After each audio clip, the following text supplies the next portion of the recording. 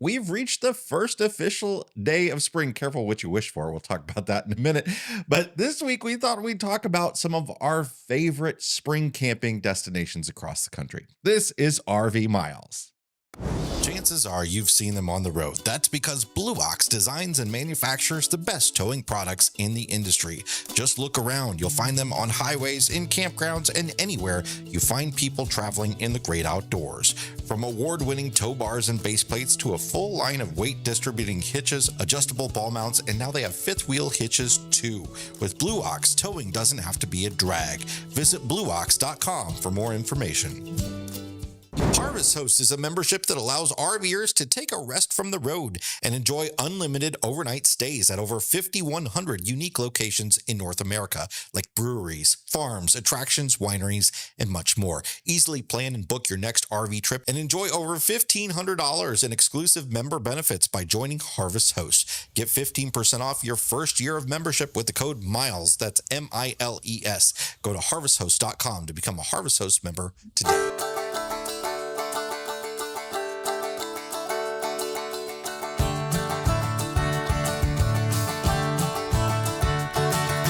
Welcome to episode number 355 of RV Miles. I'm Jason. And I'm Abby. And we are two RVers who, along with our three boys, Jack, Ethan, and Henry, have been crisscrossing North America on one epic road trip since 2016. Here at RV Miles, we talk all things RV and outdoors, from industry news to travel destinations, fake spring, and a whole lot more. If you're watching this episode on video, you might be like, oh, they're recording at like 7 o'clock at night.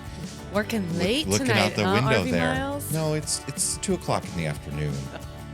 Rainy. It's really overcast and raining. We've been dealing with a lot of wind, some really powerful, quick storms, but some powerful ones. But we have also had some really lovely weather lately. Yeah.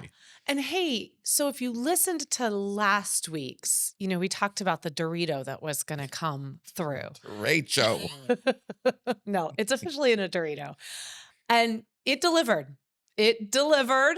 And we had that night after we got done recording, we went home, and for about an hour and a half, really between about 7:30 to 9 or 8, 9:30, something like that, about every 5 to 10 minutes, the sirens in Davenport went off because the winds. This is something new I learned, that the sirens will go off. So in my mind, a siren goes off and I immediately thought, oh boy, where's the tornado? Mm-hmm. Jason, take everybody downstairs. I'm going out on the porch. And I learned that the sirens will go off if the winds reach a certain mile per hour. And in this case, it was 70 miles an hour. I don't know if it's the same everywhere, but that's our area. They've all agreed on. The sirens automatically go off. It's not somebody pressing a button.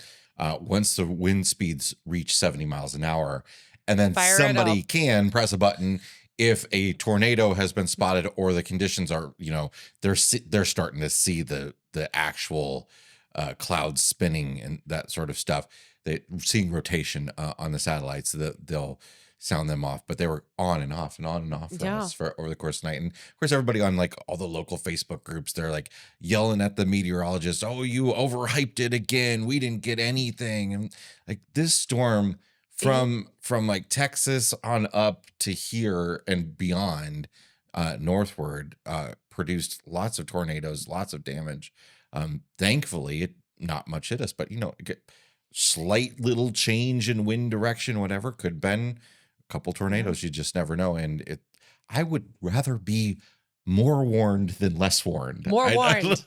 We need more warned in our lives. Yes. And so it was quite a busy night wind-wise. And then it's just stayed like that. And, we're pretty accustomed to wind. I think if you spend time this time of year out in the West, or just out in the West in general, down in the Southwest, it's always windy. The weather might be beautiful, but it's windy, right? I feel like here, this has been a bit of an exception, this going into the spring. We're on day 4 now, I think, of a wind advisory. We've moved into a new house, as you all know, and we're realizing that our little row of townhomes is a little wind tunnel, and Poor patio our patio furniture. furniture on our porch is on the second level. It's a 3-story house, and our we have a porch on the second level off the living room, and we've got our patio furniture out on it. And when the wind picks up, it blows across it. And that porch has a metal floor, so it makes an ungodly noise as it like drags across the and last night we No, it was 2 nights ago. or 2 nights ago, the wind picked up while we're sitting in the living room, and it sounded like a tree fell on the building. I thought that maybe I hadn't closed the garage door, and then the garage door closed and somehow landed on Grant's truck. Our friend Grant was in town for the weekend. We'll talk more about that actually in another episode. But I thought I had crushed Grant's truck. And I was like, what is I love happening? that that was your first thought, that the garage door not only just came down, it like fell. And it also manipulated itself to go further than its trajectory, because obviously Grant was not parked in the path of the garage door, and that the garage door had gone further than its trajectory and had sought out the back of his truck and crushed it. That was my first thought. No, it was just our patio furniture sliding across the porch, because once again, it was another day of wind advisory, which we are under again today. Not only is it raining all day, but we're enjoying, I think they said somewhere between 45 and 50-mile-per-hour wind gusts. So eventually this will all move out. We'll have 2 days of spring. The humidity and the heat will move in, and it'll be the hardest summer. That's how it goes around here. But that is not what we're talking about today. We are talking about, oh, you wanted to do Heartland. I'm sorry. And, then summer will be here. All right. Well, today we wanted to talk about some of our favorite places to camp in spring. Maybe mostly places that you'll avoid some of the worst weather that spring can bring, but some of them, wherever you go, you gotta be a little careful about those spring shower storms. But before we get to that, I want to talk a little bit about a big piece of news. I'm actually going to talk about this a bit on the news video that I'm putting out as well to accompany this podcast episode. And it's a big piece of news from Thor Industries. Thor Industries is the largest RV manufacturer in the world. They have lots of subsidiaries. They've got, I think, 15 major brands or so. Companies like Airstream, Keystone, Jayco, Heartland, several others.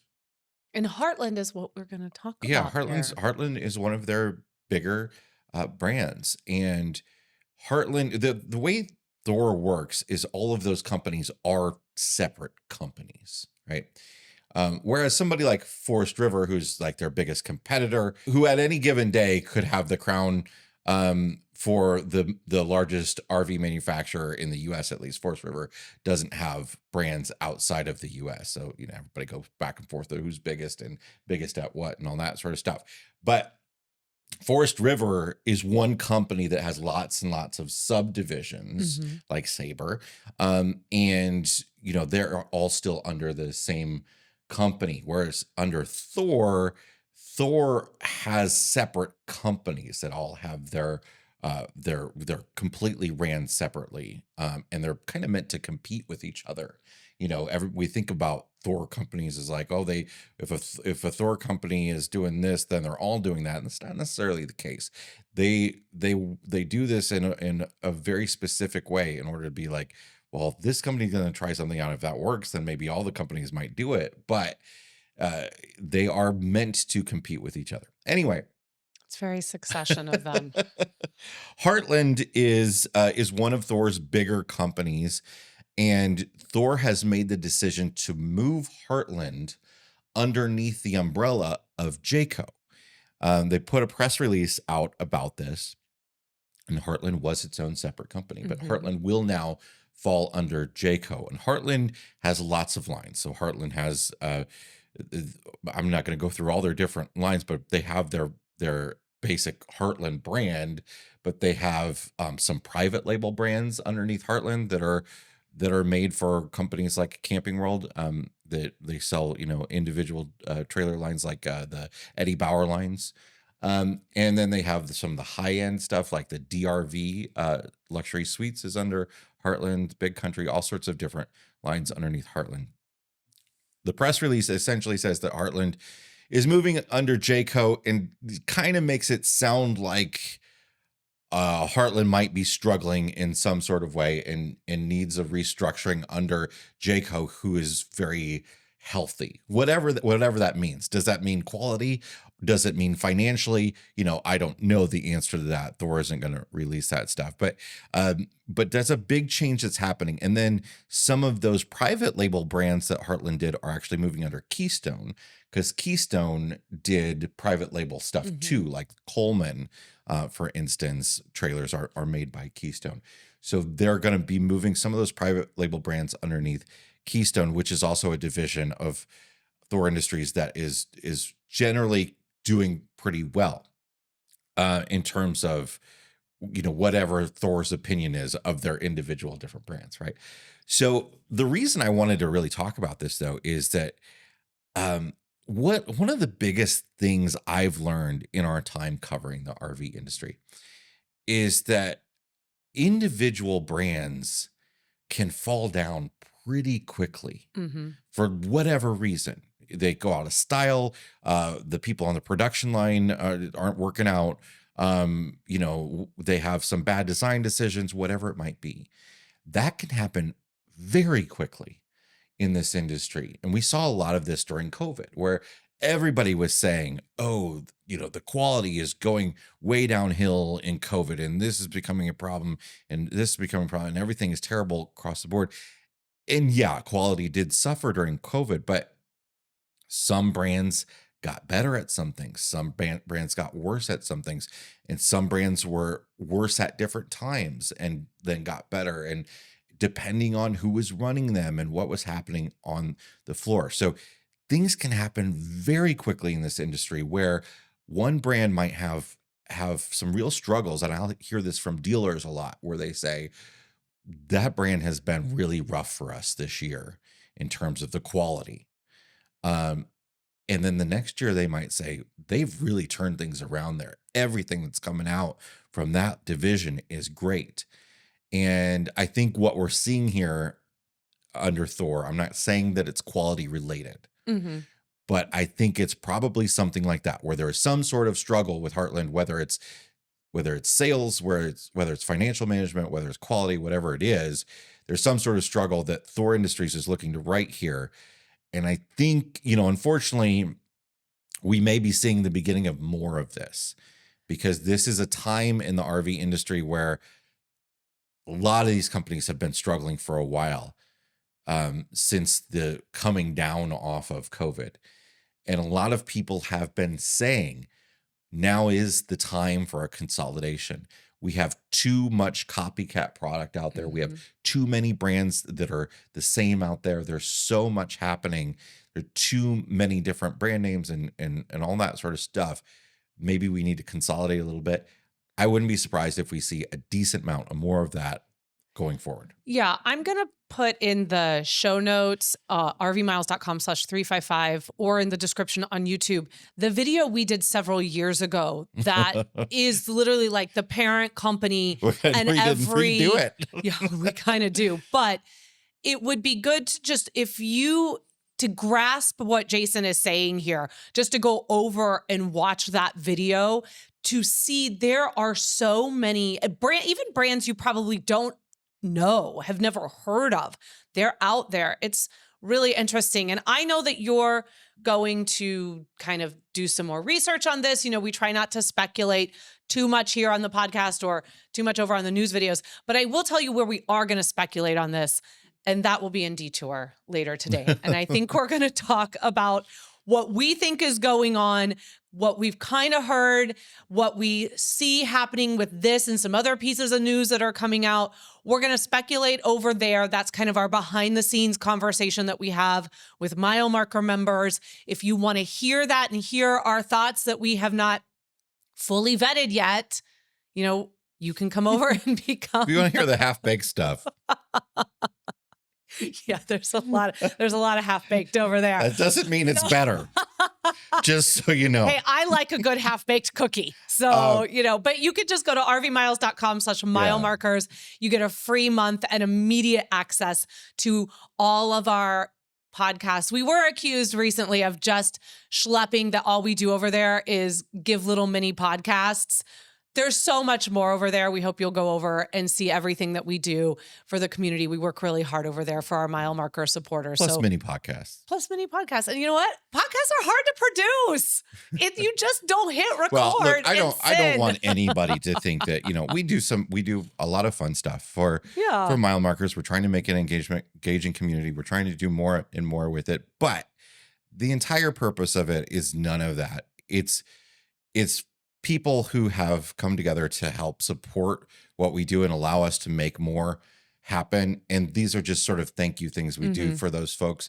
And we appreciate them. We appreciate you if you're not a mile marker member, if you're just Absolutely. here watching, whatever support you can give us, even if it's just hitting the like button on a video, sharing it.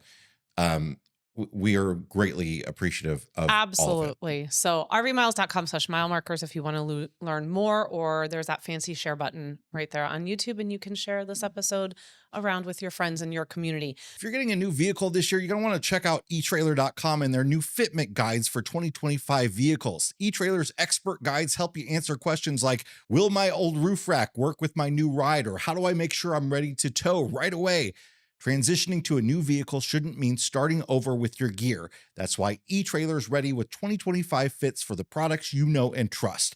Their team of enthusiasts has done the work test fitting your favorite products on 2025 vehicles and creating detailed content to show exactly how it all works. With tailored solutions and real-world insights, they're here to make sure your next adventure starts smoothly. So whether you're already driving your 2025 vehicle or planning ahead, eTrailer's here with the gear, advice, and confidence you need to hit the road without hesitation. Visit the link in the description to head directly to eTrailer's Vehicle Finder to find custom fit accessories for your specific vehicle and more. From packing lunches to loading up that dreaded RV laundry, Eco-Family Goods environmentally friendly wet bags are the perfect addition to your everyday RV life needs. From snack bags to extra large laundry bags, Eco-Family Goods wet bags are machine washable, durable, long-lasting, and feature a food-safe lining made right here in the USA. We have a set of wet bags in all different sizes that will definitely be joining us as we head out in the RV for our big spring trip. We love not having to buy disposable sandwich bags, and the XL large wet bags are perfect for bathing suits, towels, extremely dirty laundry, and so much more. But best of all, we like shopping small and supporting a small business owned by fellow RVers. Discover why so many people are ditching plastic bags in favor of sustainable, financially friendly, reusable wet bags. Visit ecofamilygoods.com and save 10% with code RVMiles. That's ecofamilygoods.com with promo code RVMiles.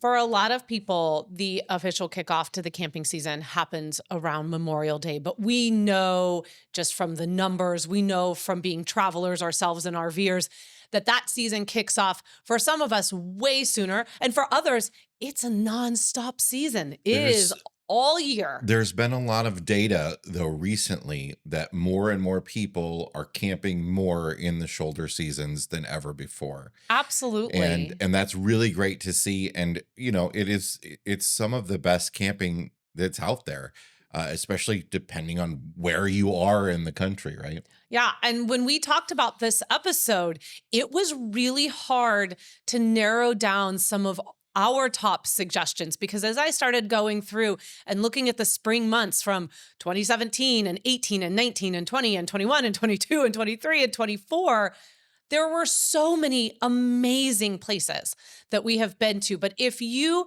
are having kind of a hard time narrowing down, you want to get a trip in this spring season. And remember, spring is going to go all the way into June. So you're going to get a little bit of that for those of you that are coming out with the kids getting out of school and you want to try and get kind of a trip in maybe before the big summer months kick in. We have 7 suggestions. We've kind of tried to piece them out throughout the country. Sorry, Northeast. I know we haven't been up there yet, and we are reminded almost But of weekly. course, there's some beautiful spring up there. Yes, And we just can't talk about it because we haven't been. we So also try to avoid a little bit in this list of like places that would be better off visiting in the summer because of like winterization needs and all that. I mean, sure. sure, going to Yellowstone in the spring could be really, really cool. We're going to be there fairly early season Late compared to when May. most people end up going, but we wanted to give you more of a sense of places that most people will feel comfortable with not having to deal with winterizing and all that sort of stuff, or at least some freezing temperatures and snow. So, if you are planning for this season or you're looking at dates for 2026, here are 7 places that we believe you should check out and are perfect for spring RV travel. So, the first one, of course, if you've been listening to this show for a long time, this is not going to surprise you. We think Zion National Park in the spring is just, it can't be beat. It is at the top of the list because it is such an incredible space for both seasons. Like we've been in the spring and we've been in the fall. Those shoulder seasons in Zion are phenomenal. It can get really hot, and that's nice if you want to do the Narrows hike in the summer.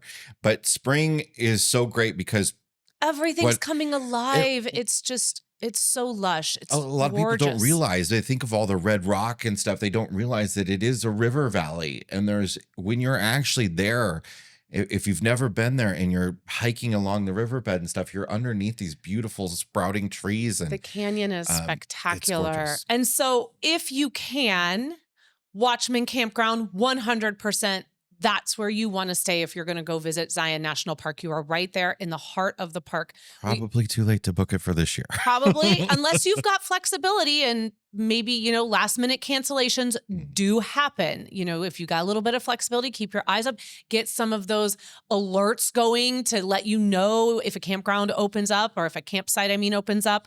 So Zion, when you're there, there's of course the big hikes everyone wants to do, Narrows and Angel's Landing, but there are so many other hikes around there that meet everyone in the different places that they are as hikers. So there's lots of opportunities if you don't want to do something as epic as those two. You can also go into the town of Springdale. The great thing about camping in the Watchman Campground is you walk right into the town of Springdale. There is a national park entrance that goes right into the town.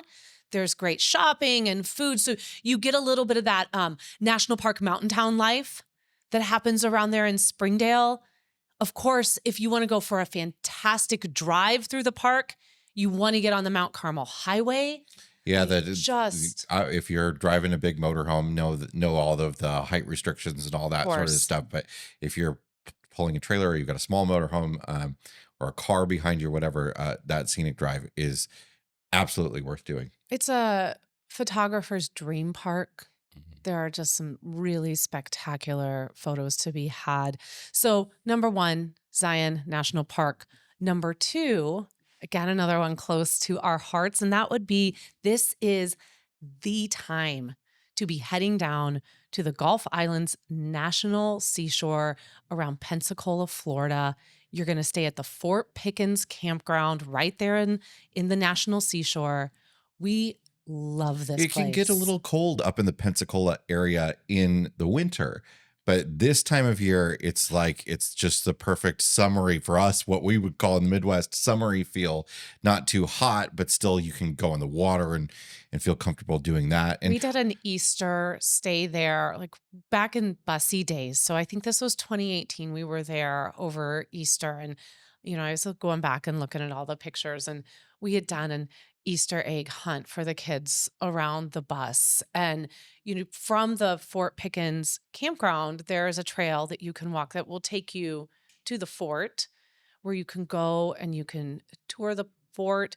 When we were there, they had ranger-led programs. Now, of course, some of this might be subject to change as there's a lot of uncertainty and a lot of things are kind of up in the air right now with our National Park Service. But when we were there, the ranger-led programs were incredible. Our Ethan just, he really came alive at this park. Like he Yeah, loved the history of it. the historic fort is really cool. All of these coastal forts that we have in the US are really neat, and they've served different parts of history in the US. And at Fort Pickens, you see the original fort, and then there's all sorts of cannon batteries that are built in and around the park that were built into the early 20th century, and they are just of a whole different era. And it's kind of I've always thought it was really kin to being on an episode of Lost. Yes. On Yes. Lost when Absolutely. they like just randomly discover these weird military installations here and there. You'd be hiking and all of a sudden there's like this Yeah. cannon battery and stuff. So if you hear It's a weird cool place. sounds, And the beautiful beaches, I mean, yeah. it's sugar sand. It's Well, this time of year, there's a lot of people that go down there for spring breaks and stuff. Mhm. And the public beaches just outside of the national park, those free beaches are very, very, very packed. busy. And then you go into the national park, you just pay your entrance fee, or you show your card, and those beaches are dead. Hmm. So it's gorgeous. It's We wonderful. love it there. And of course, we really like Pensacola and Pensacola Beach. We really enjoyed the Pensacola Beach Boardwalk. Papa's Pizza, which I went and checked, is actually still there. We loved the pizza from there. There's a great ice cream shop as well. Plus, this is not air show season yet, No, which is great because that means the Blue Angels are usually there practicing. they are practicing. I actually looked that up, and their practice schedule is getting ready to start early April, and it runs on select dates all the way through May. So you can be at the Fort Pickens campground or anywhere around on the fort on the Gulf Island National Seashores, and Blue Angels are flying over you and practicing. And we saw that when we were there over Easter. And It then is you can amazing. go over to the Naval Air Station where they have the Naval Aviation Museum, the best museum that I think I've ever been to. Is We love it. wonderful, but that's where the Blue Angels are housed, and you can actually watch the show that they do for free, the show that they do at air shows all around the country there. And we've done it, and it's so It's cool. amazing. And, we talk a lot. I know for people when they think about Florida, I think sometimes we forget a little bit about Northern Florida. Yeah. We really enjoy Pensacola. And then across the state, we really liked Jacksonville. So I would encourage you to think about Northern Florida. It doesn't always have to be we're headed down to the Keys, we're headed down into Southern Florida. There's some really great options if you want to stay a little bit higher, you don't want to do all that driving to get to the Keys. Pensacola and the Gulf Island National Seashore are such a great option for spring RV travel. Number 3 on the list, we are headed west. Of course, we can't have a list without the state of New Mexico somehow making an appearance. And this is the time of year where White Sands National Park shines. It's another place that can be too cold in the winter, can be way too hot in the summer. Yeah. The whole state of New Mexico, people often don't realize, is at a decent elevation. And spring and fall are just perfect times to visit because you're getting really great temperatures without it being scorching. Yeah, and a place like White Sands where you are on white sand exposed to the sun the It will entire burn your feet off Yes. if it is too hot. having been to a place like Great Sand Dunes in Colorado during the month of July and Yeah. experiencing Oh. that, which we will not do again because No, it's very hard to enjoy that park. This is a similar situation you would have at White Sands during the summer months, during the hotter months there. And so this park, you want to stay over at Oliver Lee State Park. That's one of our favorite New Mexico state park campgrounds. You want to stay there. It's not far from White Sands. And they've actually got some really great hiking in Oliver Lee. And then there's some old timey stuff if you want to learn the history of why it's the state park. But it gives you such great proximity to White Sands. And White Sands is one of those parks where you wouldn't think it's an ever-changing landscape, but it is constantly changing in the sense that like you go there one day, you come back the next day, and it feels totally new because all of the tracks, all the prints of people walking around, They're they gone, just yeah. get all washed And you can away. walk And any it's, direction, and that can be dangerous, but you can walk any you direction. can You can just have dogs. It's a great place. the What's sledding is so much fun in White Sands. And this is one of those parks where we really like to bring like early dinner with us. You know, they've got plenty of picnic tables. Like they'll have a big parking area that'll have several different sort of picnic tables that have got kind of like the half cover over to help protect from the wind. And we have brought our Blackstone and dinner and chairs, and we have kind of set up in one little area, and the kids will go off and they'll sled down the hills all around, and we'll sit out on blankets. And it is, you know, it's so wonderful. We love this park so very much. And this time of year, spring at White Sands National Park is really such a special time to be one of there. the cool things about New Mexico is that the mountain ranges kind of come up out of nowhere. So it's lots of flat land and then big mountain range, right? And people don't think often about the mountains in New Mexico, but this area is surrounded by a mountain range. When you stay at Oliver Lee, you're right back up against the mountains. And in spring, we can have hot days and we can have cold days. And one of the cool things about being in some of these places in New Mexico that we love, this being one of them, Albuquerque being another one, and Santa Fe, is if it is hot that day, Mhm. if you're staying down in Alamogordo, you go up into the mountains, into the little cool mountain town of Cloudcroft. You're several Love thousand feet up. it. It takes you 20 minutes to get up there. But once you're up there, the temperature is like 20 degrees cooler, Mhm. and there's so much more to explore in some of those areas. So you have Truly like these special. options to sort of mitigate some temperature swings if you need to. Yeah, so we're gonna swing back to the other side of the country. We're just gonna jump back and forth here. Hmm. That's how my list and my brain worked when I was putting this together. We're gonna head over to the southeast. I went back and forth on whether or not to do Charleston or Savannah. And ultimately, I went with Savannah, and I put Savannah, Georgia on the list because we have really enjoyed the couple of times that we have been there. And I do think that Savannah really shines in the springtime. So we stayed at Savannah Lakes RV Resort. We will not recommend the other place that we stayed at because we don't talk about that campground. It's one of those cases where photos did not match actual campground.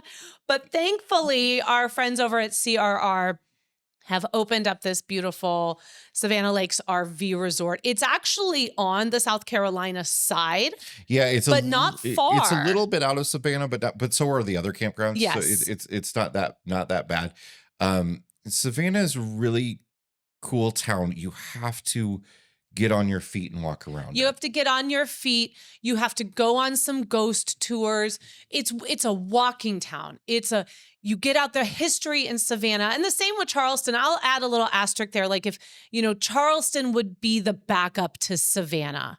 The St. James. I tend to like Charleston a little better, but I love And them that's both. fair. I just thoroughly enjoyed the food scene in Savannah. I really enjoyed kind of if you like the ghost tour type history and sort of the lore and stuff like that. I actually really enjoyed that in Savannah.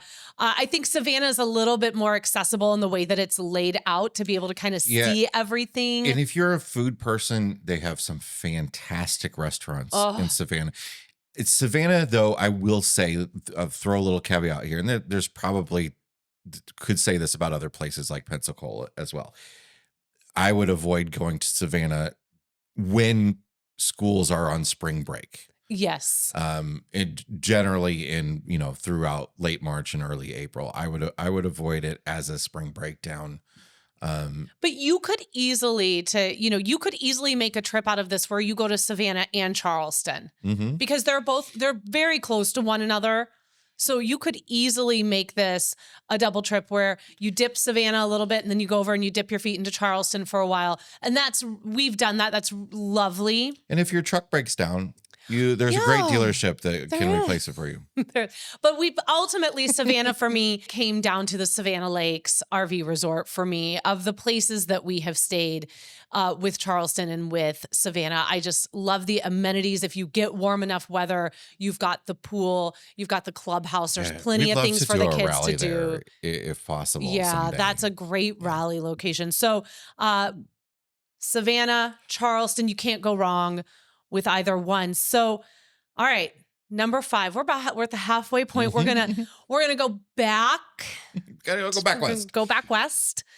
And this one, we've talked about how surprised we were about how much we like this destination because it doesn't seem like it would be one for RVers beyond those who want to go play some blackjack or some Texas Hold'em. And that is Las Vegas, Nevada. Yeah, most people don't realize how beautiful the area surrounding Las Yes. Vegas is.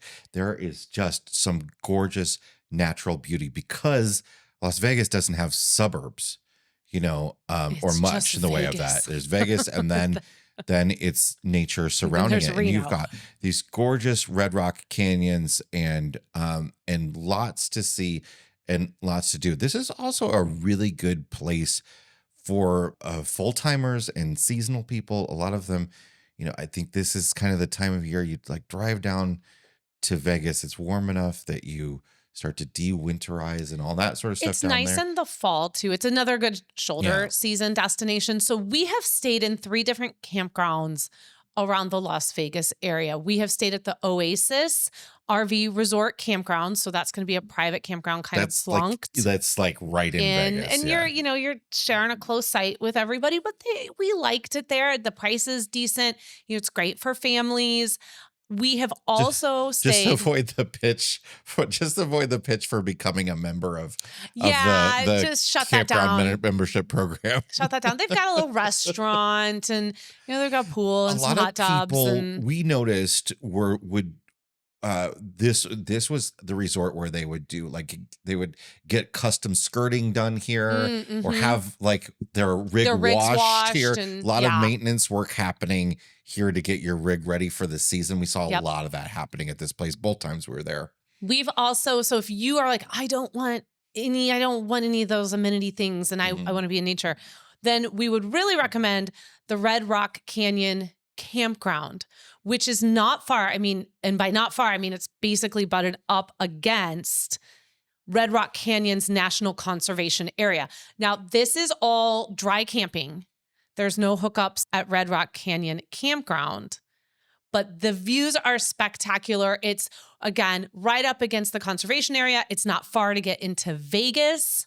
We really liked this. It was a little rough with the 37 FLL. We were there with the 43-foot fifth wheel and we Yeah. had booked it kind of late. So we kind of had to take a little bit of like the last spot that worked for the Sabre. It worked. It It worked. it was really it was a very raked site. Yes. And Wow. That drop frame was like, between the drop frame and trying to get the legs on the Yeah. front end it low was, enough woo. was a challenge. We've also stayed up in the mountains Yes. north of Vegas. It's gorgeous as well as and again, if it's hot, there are mountains there. You can go up very decent elevation. But up that is into. not an easy drive. If you really want to do Vegas-y things, staying up in the national forest might not be the best. That's more of like option. a half hour into town. Yeah, if not more. A half hour into like the north end of town where there isn't there it's just residential and stuff. Yeah. To get down to the strip and everything, it's even further. And while the strip is its own entertainment venue for sure, so there's a couple things we want to mention. One is Meow Wolf. So there are 3 Meow Wolf signs. They're these art installations. It's very hard to describe what Meow Wolf is. Meow Wolf needs to be experienced. It's very It's like it's like a walk through art installation that you interact with, and there's usually a story and theme behind it. And the one here in Vegas is called Omega Mart, and it is based around like a grocery store that It's is has wild. lots of secrets hidden within it. It's wild. The original one is in Santa Fe. That's our favorite. Mhm. We've been to the one in Vegas. We've not been to the one in Denver. The So original one is more kind of like it's got a scrappy, mystery. handcrafted, Yeah. like these were artists with not a lot of money. And then the Vegas one is like, oh, we got a little cash to put into Well, this thing. Vegas is Vegas. Yeah, I mean, it yeah. lives up to like it's opening in Las Vegas and But has a certain level it has to that meet. whole Area 15 complex, I think it's called, Yeah. that Omega Mart is in, is cool. And it's not on the strip. There are these places that you can visit that are not on the strip and not in all that craziness if you don't like that in Las Vegas. Container Park, Yeah, that Abby's was the pointing out other here in one our I show wanted. notes, was the next one. This Container Park was a whole like mall-y type structure. Boutique shopping made Yeah, boutique of shopping mall, all containers. made out of shipping containers. Yeah. So all the kids could play in sort of this big giant play structure in the middle while we could, sit at tables and have some drinks. And we had some drinks at this whiskey bar called Oak and Ivy. And this is a highly rated, well-known with little tiny whiskey bar. If you order a cocktail there, they take like 10 minutes to make it. Yeah. And they're, I mean, like that's the time that they're making it. It's They're like, crafted. It's a beautiful piece of like, art they're like actually. melting sugar on top of it. They're, burnishing an orange and they're dropping in little droplets of all kinds of stuff. Some of the best drinks we've ever had on the road. If at you this are a place. whiskey lover, this is a place that you definitely want to check out. And of course, we have to give you something to do outside. Like, of course, there's the Red Rocks Canyon National Conservation Area. There's also Valley of Fire State Park. That's an absolute must. And when you go into Valley of Fire State Park, you must hike the Fire Wave Trail. That is the coolest trail. And it's super easy. Yeah. It's like 1.3 miles out and back. But once you get to like the Fire Wave, whoa.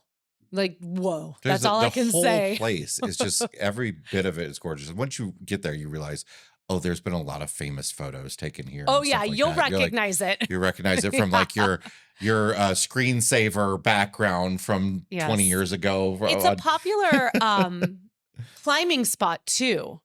So we saw a lot of climbers as we first kind of began that hike. If I'm remembering right, hopefully I'm not marrying another hike in that area, but I do believe that we did see kind of like some free climbing that was going on in and around there as well. So just a really great, Las Vegas kind of has a little bit of everything. You've got all this amazing outdoor stuff you can do in and around the city. And then you've got, Bright Lights, Big City, Viva Las Vegas.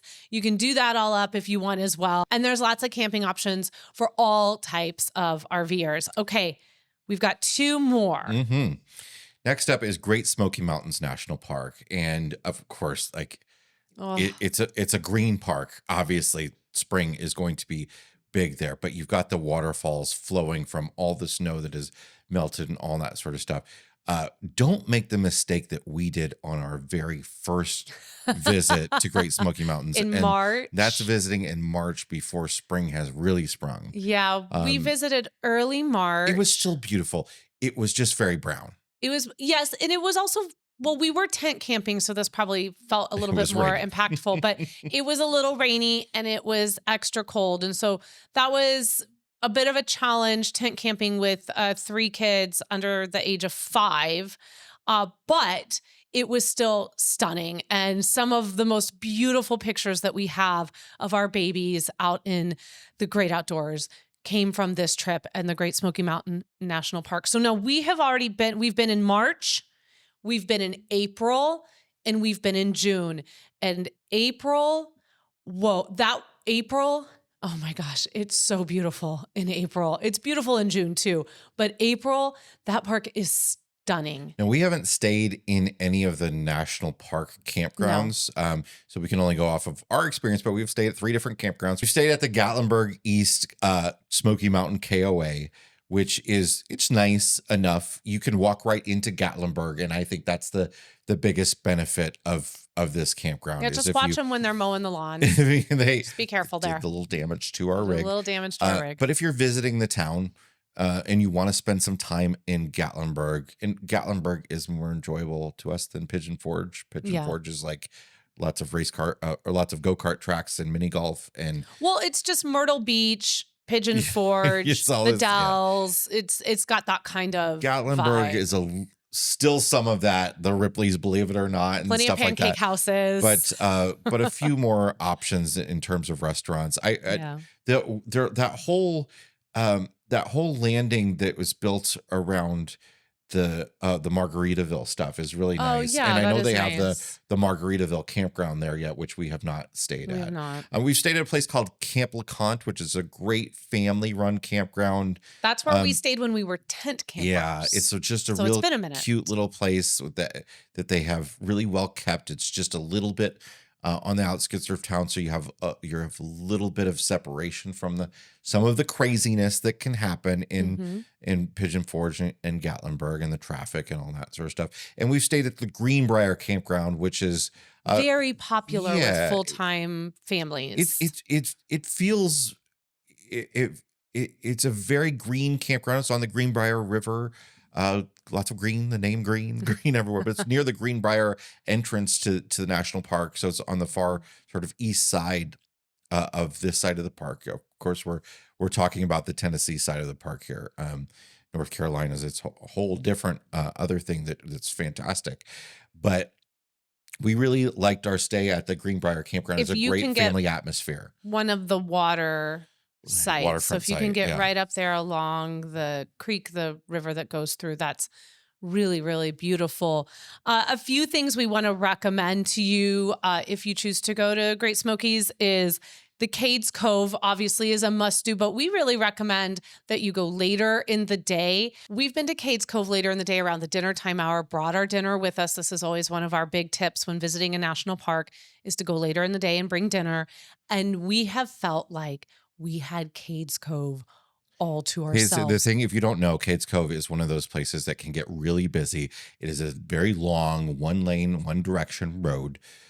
And if traffic backs up and you're just stuck. I mean, we did. And we Jason didn't have- filmed a news video Yeah. while we were in there.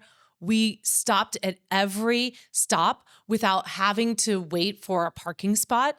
There were hardly any That's cars. the other issue is the parking spots at each of the stops. You're like, well, I Incredible. can't stop here because Yeah. there's nowhere to stop. So if you are there on a busy day and Cades Cove is going to be your vibe and you want something a little bit less busy and more relaxed, but we actually like a little bit better. It's Mhm. got more scenery and it still has lots of the old cabins and stuff.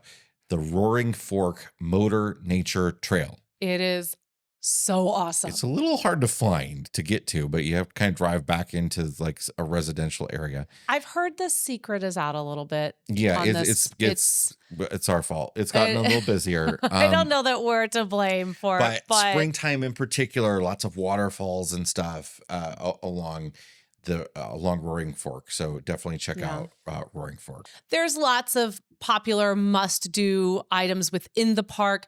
We're not going to suggest any of those because we all know that they're out there. We want to give you a few things to do that can kind of get away from the crowds if you would like. One of those is to head over to the North Carolina side of the park.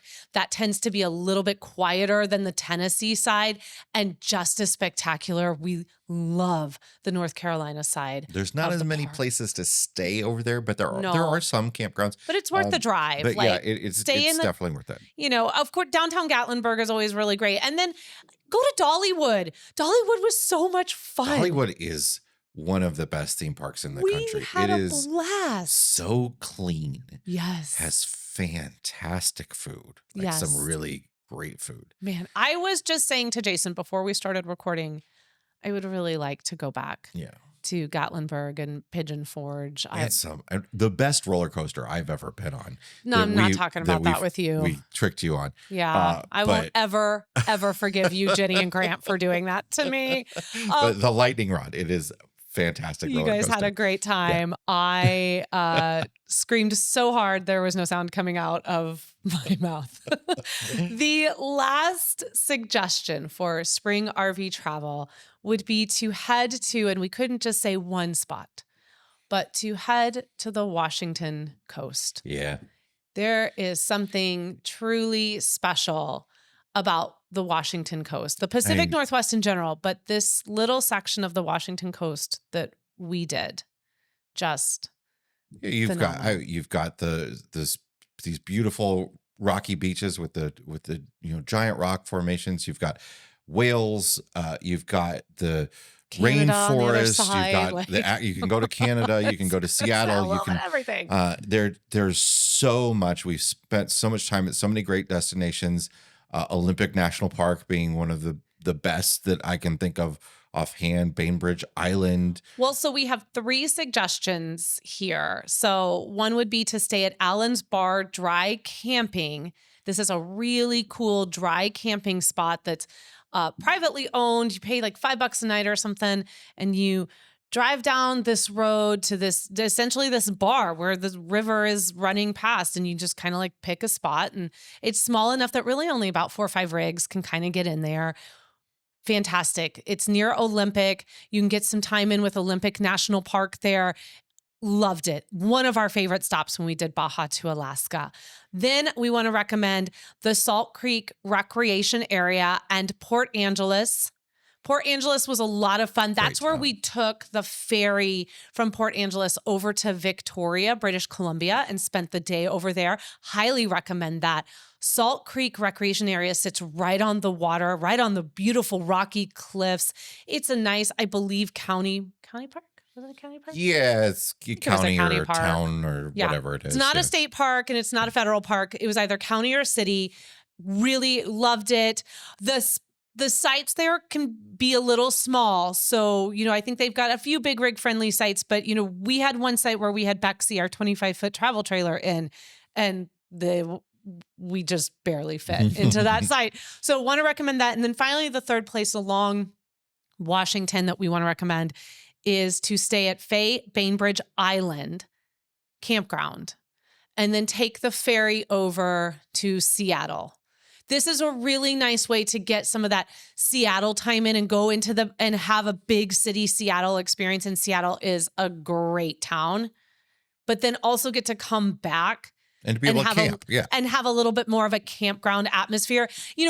Everyone, I almost put San Francisco on this list, but it's that campground that we stayed at that, while I understand why everyone wants to stay there and how close it is in the proximity to San Francisco and getting into town, it was a parking lot.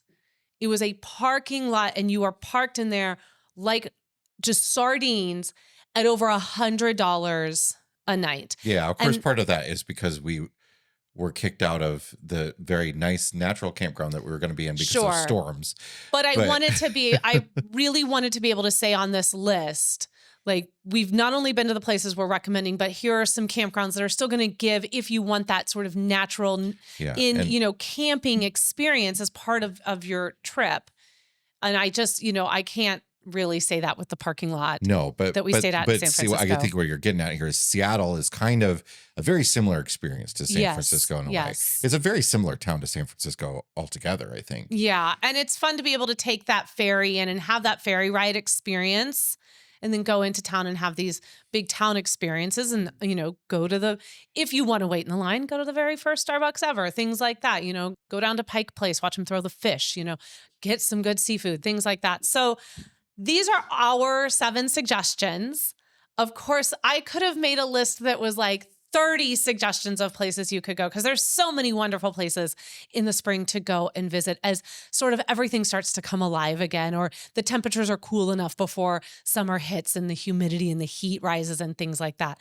But I would love to know what you would suggest. So if you want to share that with us, either you're watching this on YouTube and you want to share it in a comment, or you would like to go over to the Facebook group and share it there, or privately email us, you can do that. I would just really love to know suggestions, because I'm already dreaming about spring 2026. And you have to, you have to get an idea where you want to go so you can make reservations, right? I think it might be Pigeon Forge. I mean, I know that that's not new to us, but boy, of everything, I'm really jonesing to go back there. To Smokies, yeah. Yeah, I kind of am. It's really special to our family. Just, it was our journey that's led us here. First place we really ever took the kids camping. So maybe that's what we're doing in 2026. Maybe. All right, it is time to check the level of our tanks, and that is sponsored by our friends over at Liquefied RV Toilet Treatment, who is still giving away that RV up until May 1st. It's the Alliance Delta Travel Trailer. Just head over to liquefiedrv.com to learn more. All right, Jay, what is in your black tank this week? My black tank is a video I came across, a short, a reel that is invoking RVing into the flat earther argument. What? Particularly Airstream. Here, I'm gonna play this for you. Enjoy that, Airstream. Another episode of They Never Knew That the Internet Was Going to Be This Powerful in 1969. Look at this photo. And look at the back of this one. Look, got the same curves, the same panels. Go have a look for yourself. There you have. So what it is, this guy is showing a video of Nixon greeting the Apollo 11 astronauts through a window. They're surrounded by a silver structure. They're quarantining because, we didn't know if there would be any sort of pathogens from the moon or anything. Sure, trying to figure that sort of stuff out when they come back. So, Nixon's greeting them at this window of this aluminum structure that is surrounding them. And this guy is trying to say that, oh, they tricked us. That was just an RV. It is. It's an Airstream. Airstream built a mobile quarantine vehicle for NASA. I'm done with the internet. This is what, and Airstream has a very long history of working with NASA. Actually, Airstream vehicles were used up until 2011 to transport astronauts to the space shuttles. They've got a vibe. The Airstream has a vibe that works with NASA, and they're, what they do. But there's a great article that Airstream has on their website that I'm going to share in the show notes here. A sort of history spotlight of Airstream's, the times that they've worked with NASA. And here's a video right here of those astronauts meeting Nixon. I quit. I can't. All right. What is in your fresh tank this week? My fresh tank is, let's jump back to the state of Washington. The Washington State Parks and Recreation Commission. There's been a lot going on with Washington State Parks over the years and the times that I've been covering the RV and camping industry. Lots of raising the prices and, reservations and higher prices for out-of-state residents, all sorts of stuff going on. But the fresh tank this week for something they're doing with reservations is now they are expanding. We're seeing this a lot around the country over the last few years, where you can now go online and reserve a site for that day. Yes. That's always such a big issue with the reservation systems is they cut off the reservations the night before, 2 nights before, and then you don't know if a campsite is available or not. So it's like you've got to pull up and hope that something is there. And now they're allowing you to go online and say you're driving through an area, you can look and say, oh, there's a site available right now for tonight. I can take that. That is, yes, that's all I can say to that. I know it sounds like such a little deal for people that haven't dealt with this, but it's a big deal. So campers can book same day reservations up until 2 p.m. on their intended day of arrival. I wish they would just take that. Why not take it to the end of the day? Nobody's arrived yet, but this is what they're doing. So step forward. Yeah. Good job, Washington.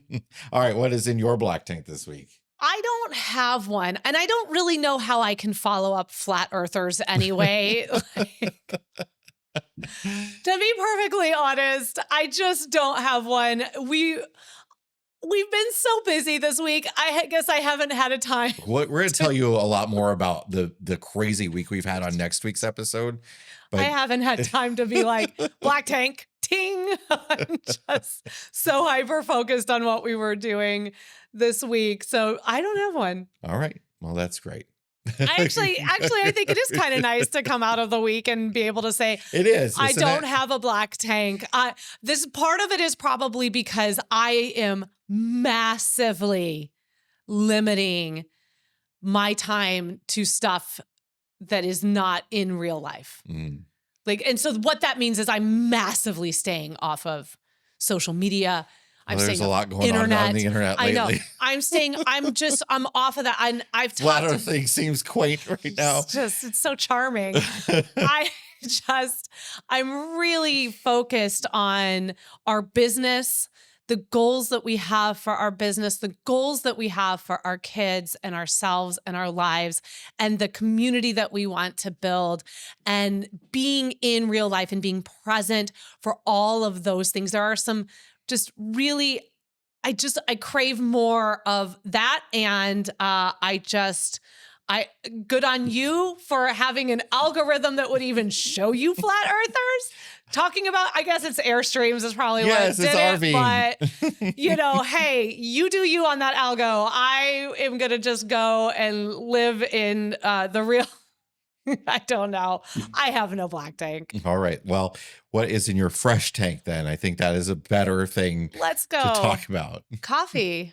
It's always coffee. How many times is your fresh tank been coffee? It's always coffee. Actually, it's a coffee brand. It's just coffee. So a new coffee, right? A new coffee that we found. It's good. I like it. Yeah, it's called Mount Comfort. We found it at Costco. The research I've been doing on it, it appears that it is not available at all Costco's. So you may or may not have it, but they have their own website and there's other ways that you can purchase it. But as much as you all know, I love my roastery out of Kansas City. I've had a subscription where I've been getting them sending me coffee for several years now, or a year and a half as we've been off the road. And that's just not really very realistic right now. And we're getting ready to get back on the road. And I kind of wanted to have something that was a good backup, that was a little bit more easy to access. And so we found this Mount Comfort. It's organic whole bean over at Costco, 2.5 pounds, single origin from Peru. And it's really good. I was skeptical. But it's a solid cup of coffee. And one of the things I've really liked about it is when I'm grinding it, it's clearly so fresh and it hasn't really dried out yet, that when I grind it, I'm still getting some of the oil into the grind. So it's pretty compact. And so I like that, it seems very fresh. It's delicious. We enjoy it in the morning. If you're looking for a relatively inexpensive, I think it was like $20 for the 2.5 pounds. Yeah. They are a smaller coffee company. That's nice too. Of course, go drink your Folgers if you want to have your Folgers, but that's not the best part of waking up for me. So this is something, if you can find it at your Costco, I recommend giving it a try and just keeping it as a backup in case you need something, if you have a coffee that you love but you can't get a hold of. That's it for this week's episode of the RV Miles podcast. Yes, it is. Thank you so much for joining us. And hey, if you're enjoying RV Miles, would you do us a favor and head over to Apple Podcasts and please leave us a 5-star review and let others know why you enjoy the RV Miles podcast every week. Just little actions like that take 30 seconds help put this show in front of a whole new generation of listeners. If you're on YouTube and you haven't liked this video or subscribed yet, we hope you'll take a second to help that portion of the RV Miles channel grow, get more people out there. When YouTube sees that more people are subscribing, then they recommend it to more people out in the YouTube universe. So thank you very much for all that you do here to support RV Miles.